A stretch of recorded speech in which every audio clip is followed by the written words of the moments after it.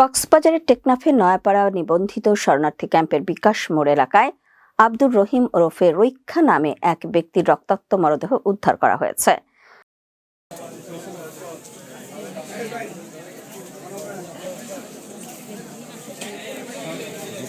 নিহত আব্দুর রহিম মুসনিন নয়াপাড়া গ্রামের হাবিবুর রহমানের ছেলে।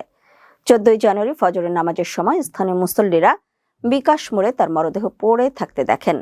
পারিবারিক সূত্রে জানা গেছে 13 জানুয়ারি রাত 9টার দিকে মুঠোফোনে কল দিয়ে বন্ধুরা আব্দুর রহিমকে বাড়ি থেকে ডেকে নিয়ে যায়। নিহতের স্ত্রী সারা খাতুন ও তার ছেলে আব্দুর রহমান জানান, মুঠোফোনে বন্ধুর কল পেয়ে রাতে ঘর থেকে বেরিয়ে যাওয়ার পর তিনি আর ঘরে ফেরেননি।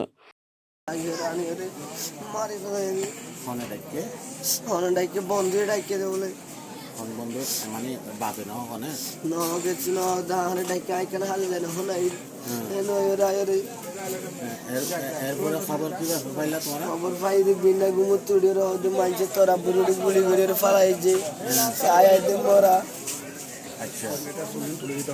ক্যাম্পের কিনে সন্দেহ করি আর আদা করি।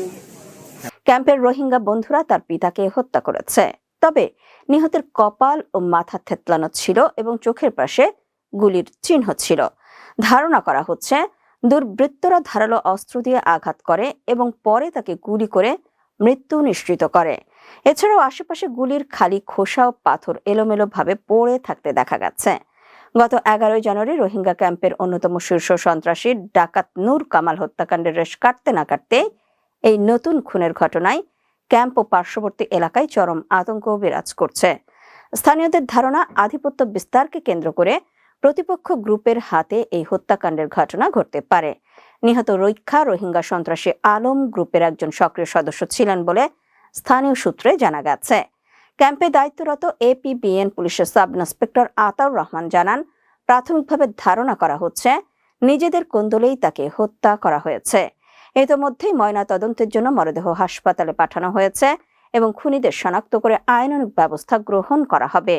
নীলা ইউনিয়ন পরিষদের ভারপ্রাপ্ত চেয়ারম্যান মোহাম্মদ আলী জানান, মুঠোফোনে ডেকে নিয়ে ক্যাম্পের ভেতরে এভাবে পিটিয়ে গুলি করে হত্যা ভীষণ দুঃখজনক। বিষয়টি আইন শৃঙ্খলা বাহিনীকে অবগত করা হয়েছে।